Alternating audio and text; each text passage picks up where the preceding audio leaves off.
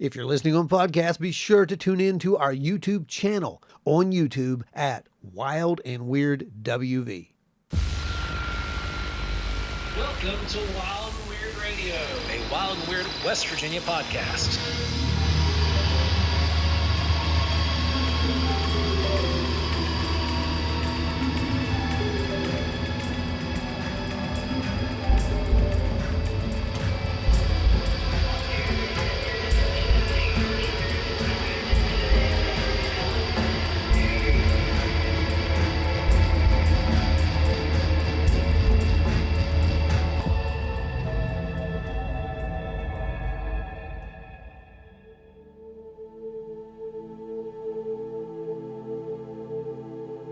Welcome back to Wild and Weird Radio, everybody. We have a great show planned out for you yet again.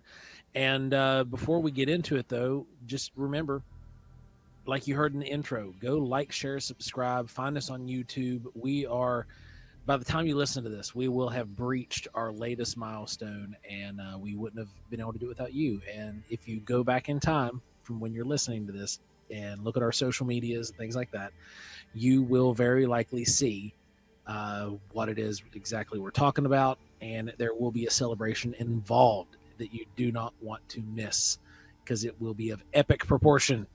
Epic proportion. We had a great week this past week. Yeah. We had a lot of fun this weekend. It was quite memorable, wouldn't you say? just a little. Unfortunately, Brandon wasn't able to make it out there with us this weekend. He had to work, and but Ron and I were out at OBC, which is the Bigfoot mecca of the East Coast, in our opinion. I think it might be, the best Bigfoot shows you're ever going to be able to make it to. Record-breaking numbers this year. Over 5,000 people estimated into the lodge, and that is awesome. Yeah, that's pretty freaking fantastic. Sold out show. It was amazing. So it was a good job. They did a great job. Yep, they Mark always does a really good job with the Ohio Bigfoot Conference. Brings in top-notch speakers. There's no BS, no fluff, no bells and whistles. It just is a conference where the speakers come and speak, and then you've got all these amazing vendors hanging out in the hotel lobby or the conference center lobby. And yes. 4 different floors of vendors, and by God, everybody knows which one's the party floor. Yeah. So great times there. We had some very cool interactions with people. We got to hear a lot of accounts. People come to the tables telling us their accounts of seeing things, witnessing things. And what was really amazing to me was the amount of people who were coming up to the table and not just talking about this flesh and blood Bigfoot this year. They were talking about the stuff we've been talking about for the past 9 months or so. Yeah, so a lot of them were. Yeah, it was cool. It was a major difference because just 2-3 years ago, this show was not that way. Everybody there that would come in would be like, oh, you think there's something else weird going on out there? Like, I mean, I'm not saying that Bigfoot's an alien, but there's something happening out in the forest that is. I'm saying that Bigfoot might be an alien, but that's just me. Yeah, Ron was. No, and I didn't say that. But then they would sit and be like, oh, and just walk away. But then 1 or 2 people back would have heard that conversation. You'll get somebody come up and be like, hey, let me tell you about what I saw. Mm-hmm. And now it's like the opposite. I think we can quote Buffalo Springfield here from that song. I think there's something happening here, and what it is ain't exactly clear. Yeah. That's dead on. Yeah, the tide's definitely turning in this respect, and I'm glad that we were literally, right at the top of that with that wave as it was starting to turn. And the biggest thing I think that we as Wild and Weird and the collective did was that we've still yet to take a solid stance. I don't know what it is. It is data on the table, and we just let people tell us their stories, and we tell them what we've collected. Yeah, I can't deny it. I'll listen to your theories. I'll listen to your stories, but all this is data. And speaking of which, we did get to go out into the field while we were there, and by accident, actually, we were really just going down to document veteran researcher Mr. Glenn Adkins, a legend in Bigfoot research, as far as I'm concerned. And we were going down Glenn. the Squatch Stick. Glenn is the man behind the Squatch Stick, which was the weapon of choice for wood knocks on the TV show Finding Bigfoot. I remember that. Yeah. Yes. And You hand make those? Yeah, Glenn makes those. Those are called the Squatch Stick. Mm. And he's the one that made them. He's the one that got them using them, and still outfits them to this day. Yes, he does. And he moves a few of those things, Also, we were just there to record, his accounts, some of his stories, and they're legendary, by the way. I mean, he worked with Robert Morgan. We've been talking on, we talked a little bit about Robert not too long ago, actually, with some of the stuff. But anyway, as we were there, we got sidetracked, didn't we, Joe? A little bit. A little sidetracked? Was surprise. it? So what turned out as just a simple little documentary ended up being something of a, I don't know, maybe a new episode. Just in case. Just take it in case? All right. Yeah. I'm not really actively looking, but if it's there, Yeah, if something pops up. Right. There's something right here, guys. Did you see that? Well, in the thermal, it wasn't a flash. We're experiencing some equipment drainage. I don't know. Can't take us anywhere. Nope. No, we can't go anywhere without apparently recording weird stuff. And I think that is not a bad thing. I don't know if it isn't or not. It's just weird. But again, thankfully, multiple witnesses. So it wasn't just, us seeing this stuff. That would be easy enough to say, it's just those crazy guys. They're just hallucinating again. But no, it wasn't that easy. And one of the people there was actually a science teacher. Yeah. And he was also the president of their astronomy club that they'd had. So he kind of knew a little bit about what was supposed to be up there. And, anyway, you guys are going to have to tune into the next episode of Wild and Weird Investigations to see that one. And it'll be out here very, very soon. But, yeah, it was a great weekend. It was just a fantastic weekend, like I said. And I don't know, can't say enough about it. The weather was perfect. Got to see an incredible moon. It was incredible. Oh, man. Like, that moon was so cool. It was so special, too, because it was literally coming out of being in a total eclipse. Yeah, it was really cool. It wasn't visible for us, but it was coming out of that phase. And so it had this, that orange hue to it, and it just looked awesome. We got to kind of stop. Everything just stopped for a minute. We just kind of looked at the moon and the reflection off the lake. It was awesome. Truly magical. So next year, make your plans to be at OBC when it rolls back around again. You won't be sorry, I don't think. I don't think you'll be sorry at all.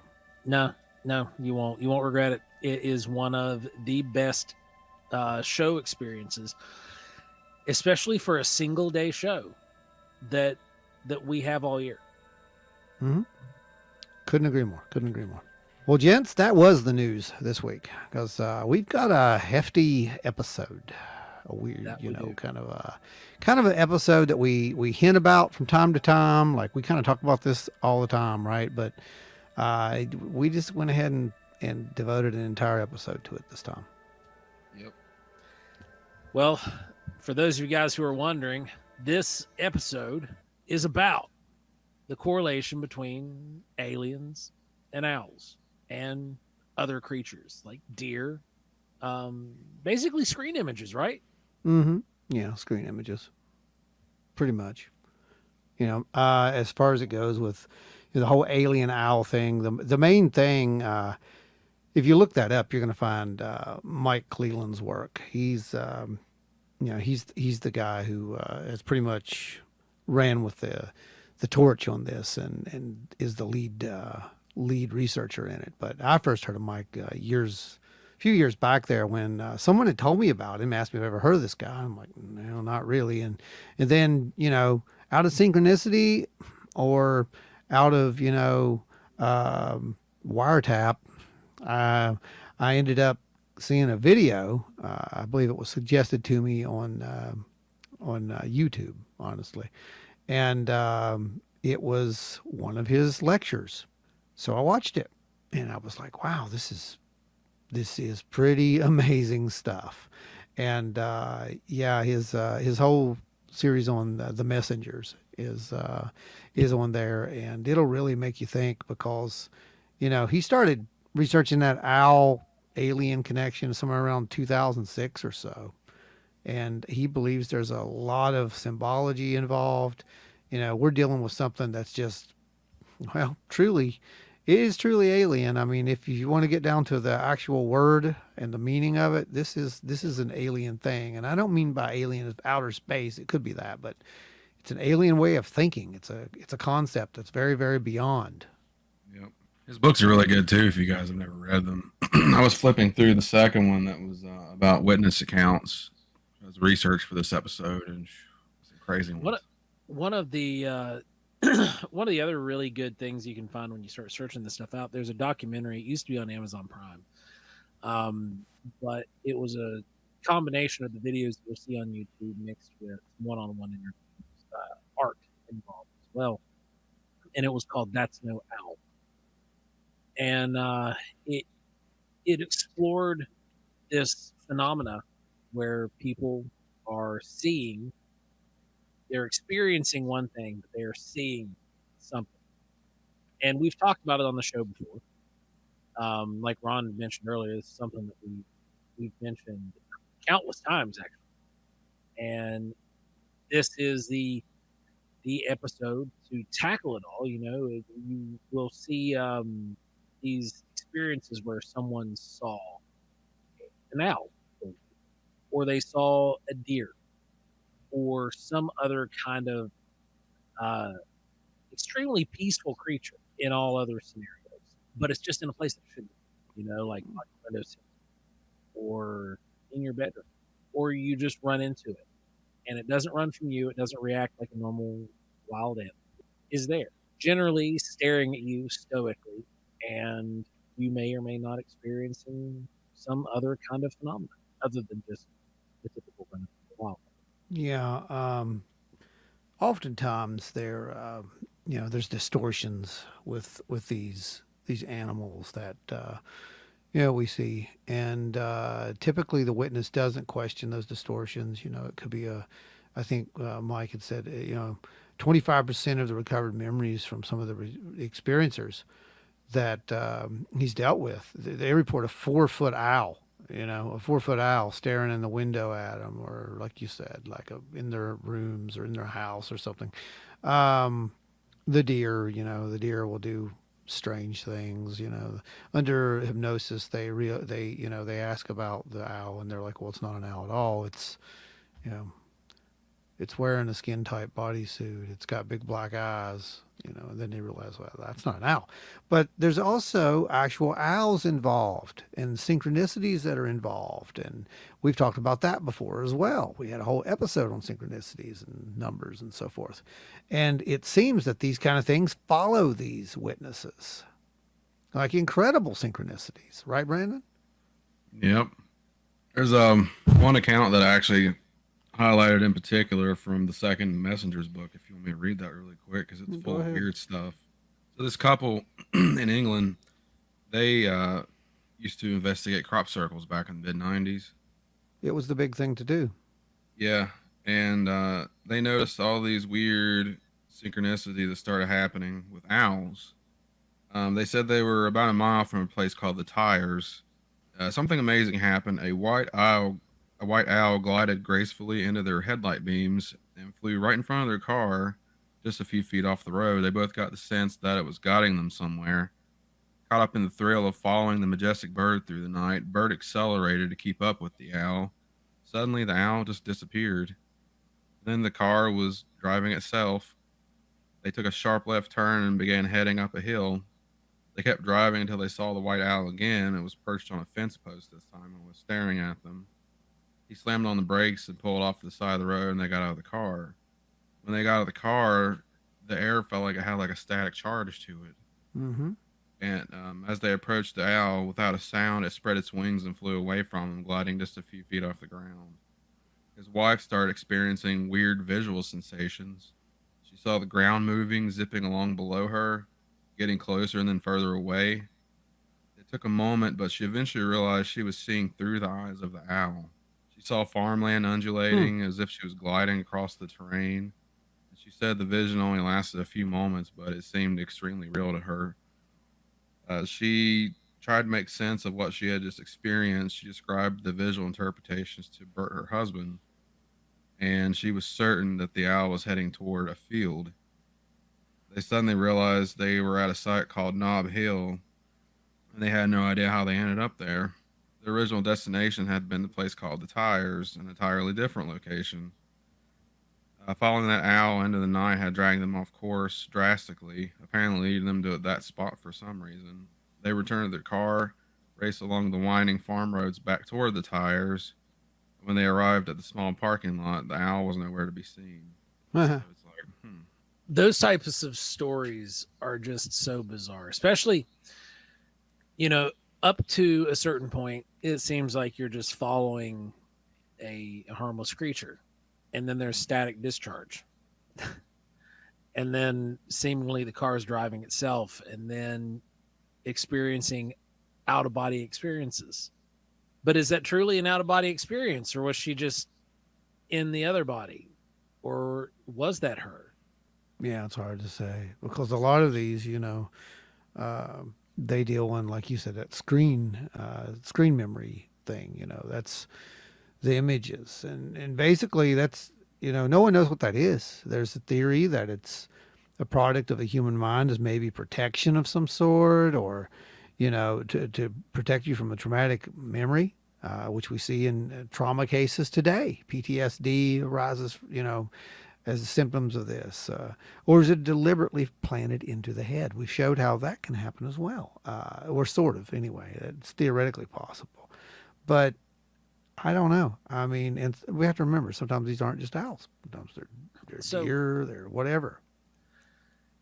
We in this story we had the thing that was abnormal occur, which Ron was referring to earlier as like a distortion of some sort that nobody questions. It just happens and you go along with it.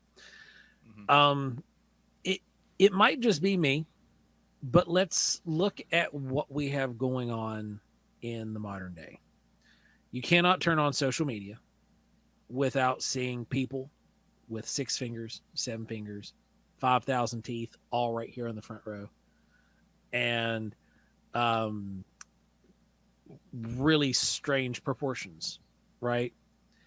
But a lot of people look at them and they're like, "Oh, these are so fantastic. These are great." They're not questioning it, right? They just look at it and like, "This is good." Could it be possible that because AI doesn't really know what humans look like, how we eat spaghetti, how we eat or drink anything for that matter, and it just creates these images, that are unhinged, and they're not purposefully unhinged. They're just like, "Oh yeah, this makes sense." And we have another kind of intelligence that is using possibly its own artificial intelligence to project some sort of image like, yeah, this is what an owl does. Owls are 4 feet tall. Yeah, this makes sense. They won't question. They watch people that. through windows, right? Right. Yeah. And people have animals, they have pets, so it's totally normal that somebody's going to have a 3-foot owl in their bed. They won't question it. It'll be fine. Or the knot deer, for example. You know, when we were doing the investigations behind that, Ron had noticed a lot of correlations with, you know, the old school original screen image stuff where there was missing time involved and all these other things that were involved in the original not deer case. Missing time And and displacement. Yeah. Oh yeah, that was something that the husband reported too later on in that chapter. He didn't remember driving out there. Yeah, of course. well, yeah, like he It's mentioned, he said common. the car almost drove himself, is what the Yeah. book said. That's how I remembered it because that's what his mind had to put into place. Well, the car obviously drove itself because I didn't drive it. Hey, I'm not going to question that at all. And that's how these things work. That's the weird thing. It's like that, you know, the whole thing is just brain stew nonsense. It's called the Oz factor. That's what early researchers used to use it. And I want to give credit where credit's due here. And Cleveland does this too. But he didn't come up with this screen image thing. That was more with the early abduction researchers, Ray Fowler, Bud Hopkins, John Mack. These guys were the pioneers when it came to that. I mean, you're driving down the road, you have missing time, you happen to see an owl in between that. Wasn't an owl. Oh, another interesting thing to bring up for that account too is they were actually heading out to that place called the Tires to investigate a crop circle that had just popped up recently.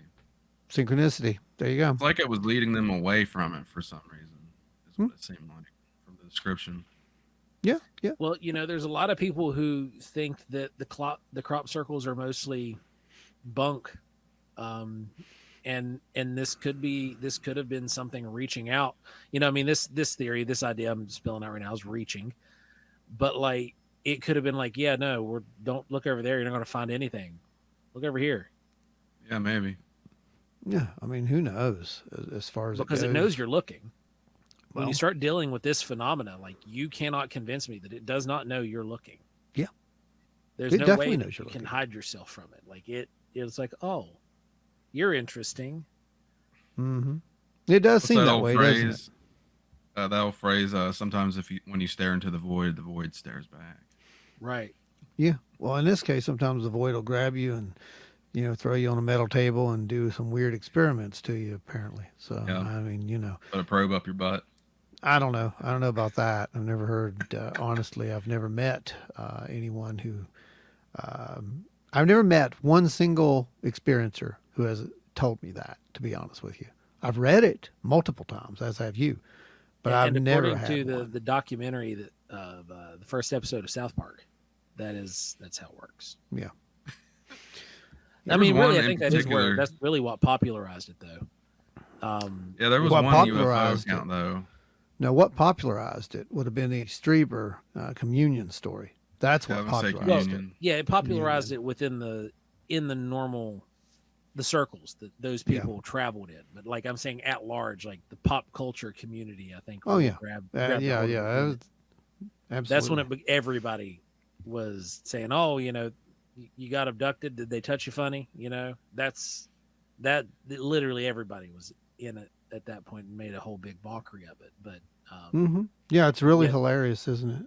but like Ron had mentioned, it's quite often very much not that case. No, it's not. And I and- think that's part of the slandering and the, just the amount of ridicule that's been planted around this so that we don't look into this. I mean, 'cause it's a Form of serious thing. disinformation. It's a serious thing. I mean, whether you want to believe they're aliens, I don't really care. But there's something going on, and you have a choice to make. Your choice is very simple. Your choice is either these millions of people have experienced some form of contact, or there's millions of people who are having a delusion at the exact same time sometimes with repeating circumstances and coincidences. No, it doesn't happen like that, guys. The alien thing is a whole lot easier for me to process and a whole lot more believable than you have millions of people who are just switched on the same channel somehow and having these multiple experiences that are literally the same thing. I don't buy it. I also might further touch into the thing that Cleland said that I think it was somewhere around. And this is significant. because I did not know this. I learned this recently. I should have known this. Makes perfect sense. Um, those individuals who have this contact, they start questioning things. We know this part, right? They start viewing their belief systems differently. They start looking to other belief systems to help them with it. And do you know that 50%, somewhere around 50%, became Reiki healers or they became energy healers of some sort? Hmm. I did not know that. I can totally Reverend Michael understand it. did. Oh, so many people have. And they have no idea how they ended up that way. I'll tell you this right now. I was never into metaphysics whatsoever until, yeah, started remembering certain things one day. That's all I'm going to say about it. And no, it didn't involve anything weird in the stereotypical terms. It's very much a normal contact process. But, yeah, anyway, I think it's interesting to me because you do have these.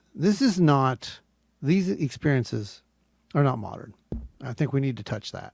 I think we need to touch that pretty heavily. You know, this owl symbolism, it's ancient. Yeah, it didn't start within the last 60 years or so. No. It goes way back, the to the point where you get into the old Norse symbology, you get into old Eastern European symbology, you get into the owls are one of the few species that are on every continent. So they're heralds, they're warnings, they're destroyers. Because here in this region, the Shawnee in particular, they were viewed as a symbol of death and bad omens, and the Shawnee adopted that and put them on all their battle gear. They would run into their battles with owls and use those as psychological Owl warfare. feathers. Yeah. I mean, most people stared away from the owl imagery, but they did not. They used it as psychological warfare, like you said. Yeah, it's an ancient symbol, like you said. And what's really strange about it, I mean, I guess it's not. It's one of those things that, Carl Jung would look at and be like, it's collective unconscious symbolism. But a lot of experiencers who use psychotropic induction, the ones who are out there doing ayahuasca, the ones who are out there doing, peyote. Over the years, these psychedelic drugs, they have seen these owl beings while they were there. There's something about it. I'm with Cleland on this. Why owls? I know he says there's other animals, but the primary thing here is owls. And people do have a deep sense of wonder when it comes to an owl. How often, I mean, come on, Joe. We were out there a couple years ago on the trail and we were recording at night and that owl was literally right beside us. Yeah. And it was like, it might as well have been an alien because it was cool. Yep. I think it's because owls are like always hanging out in the woods staring at you. Most people don't even think twice about it when they see you staring at them. Yeah, it's kind of like Bigfoot. Yeah. They're only active whenever we're not, for the most part. Oh, So that's true. our odds of seeing them are lower unless you are in the right place at the right time. They're hunters, they're master predators in the night. Oh, yeah. There's reason that they were feared. These, you can't hear them coming. That's the worst part about an owl. Not until it's right on you. Yeah.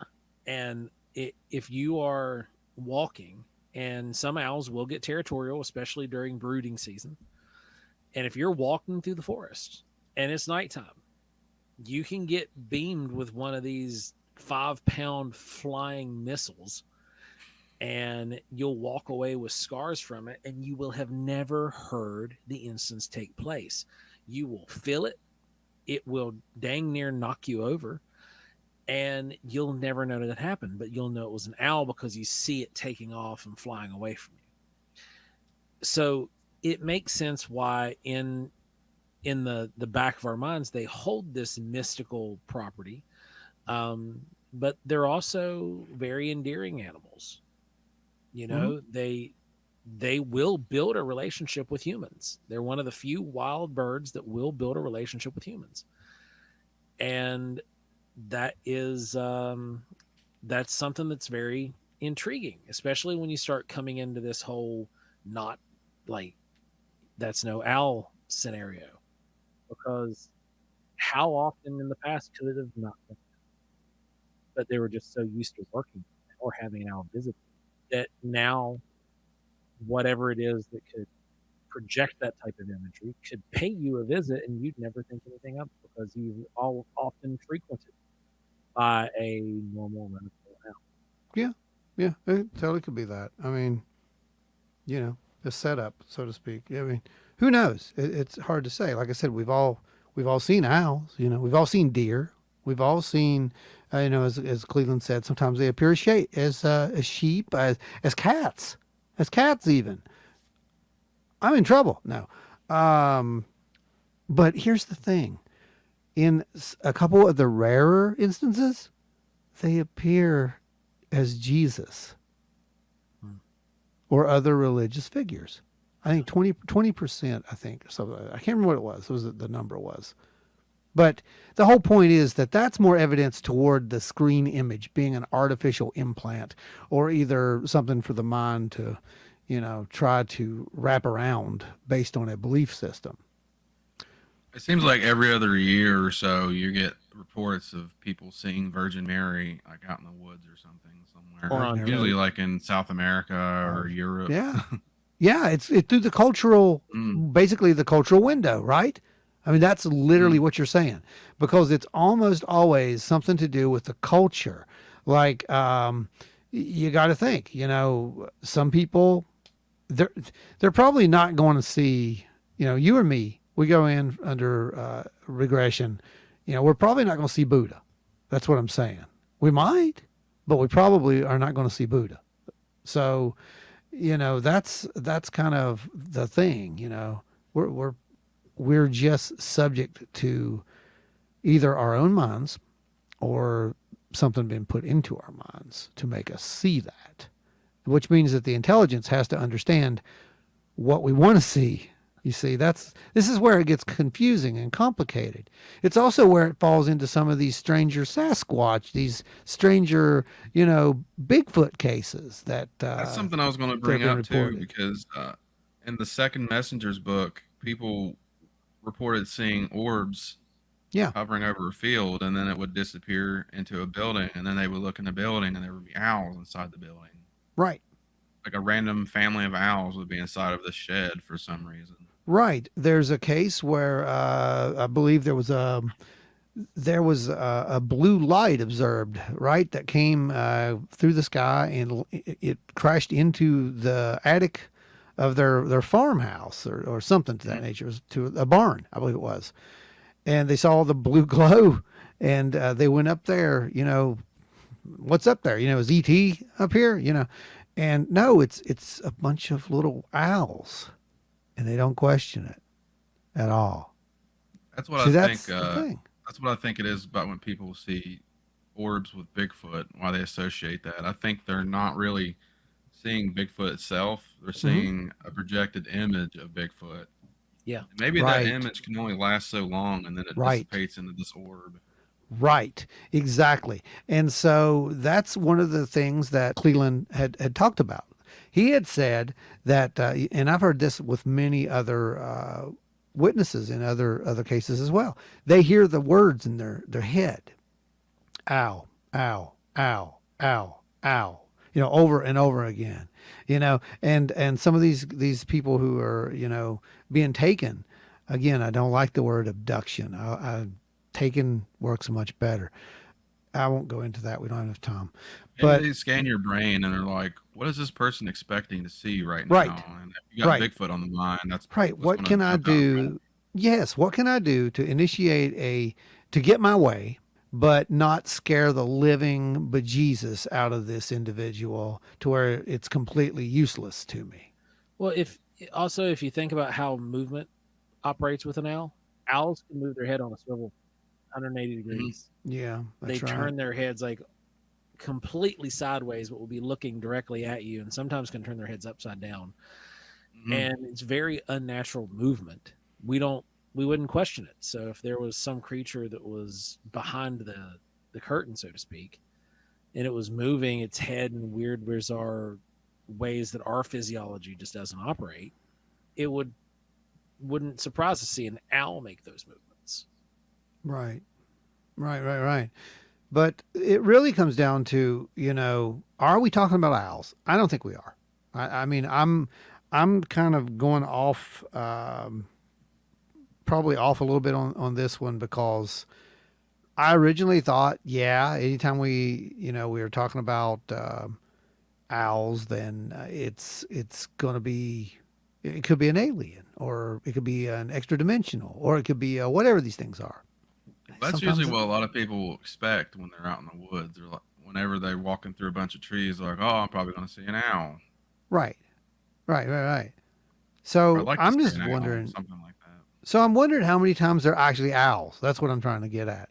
Because So, even Nick Pope said this last year. Remember, he said that he thought that the best disguise Is a for bird. was a bird. Yeah. A bird, guys. a And couple then months ago when we scientists went here to recently Canal State started Forest, using birds as drones. maybe. They would use taxidermies. They're static, but they were using them as drones.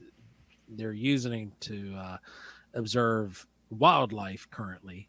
But you have to understand, Right. okay, fine, we're wildlife. What better way to observe wildlife than to make it some kind of a non-intrusive something? And if Right. I'm an intelligent species, I don't have to use drones. I might have the ability just to pop that right into your little noggin. Back in the 50s, the CIA actually experimented with putting a wireless mic on a cat. Hmm. And when they went to test it, it got ran over by a car. That's the CIA for you, man. I wonder how many That tracks. billions that cost. But the technology is there. That's the scary part. We've Mhm. showed it. Michael Persinger, the God helmet. Go reference that one. That was in one of the episodes that we did. But basically, he figured out a way to stimulate certain parts of the brain with EM pulses. Sound familiar? With EM pulses, and lo and behold, among other things, subjects labeled they perceive these things again in the names that their cultures had been trained to use. They saw Elijah, Jesus, Virgin Mary, as you said, Muhammad, the sky spirit. Some even had emerged with Freudian interpretations of the whole thing. They described, yeah, Some of these figures that people claim they see, like the biblical figures, there's usually not a very good description of what these people actually look like. There's no. only a handful, like Elisha looked like a hobo, Well, basically. the whole point is that this was an actual experiment. So, of Uh, course, it was based on their belief system, right? Because Persinger just kind of, tickled their brain a little, and it had to be, he didn't put it in there, is what I'm saying.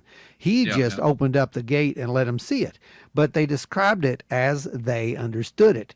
But others, more interestingly enough, they had UFO type experiences, and they sounded exactly like a standard alien abduction story. That is not my words. That is a quote from the article. If they are scanning our brains, it'd be interesting to see their data on how different everybody's minds perceives certain things. Like, what does this person think Elijah look like? What's this person think Yeah, Muhammad look like? What's this person think sure, Jesus look like? sure. And 2,000 subjects. That's what he had tested, and 80% it worked on. Hmm. Think about that. And then you need to reference yourself back to Nolan's work with the Defense Intelligence Reference document that we were talking about, the March 11th, 2010 document. You guys remember that, right? That was the anomalous acute and subacute field effects of human biological tissues. Remember that one? Yep. Mhm. Did a whole episode on it. That's right. And it's in, I believe it's in the whole contact one that we did as well. Like a year ago. No, it was a few months ago. No, just a few months back. We did, it was in Making Contact. It was in that whole series. Talking about the near field radiation and Mm-hmm. Mm-hmm. Mm-hmm. the exposure I think it was actually just me and Ron that episode.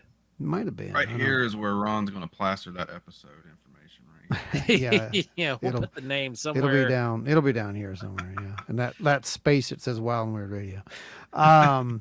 But yeah, I mean, so they proved that with microwave energy beams, like you said, near field radiation of some sort, that they could instill, you know, among other things, fear, voices in the head. But he also said that they couldn't do this with deaf people. Remember that? I thought that was interesting. Which I would Oh, like you to see know- the data on deaf. I just thought about something. I remember reading an contactees. article recently that they have been testing AI to actually scan your mind. That doesn't surprise me.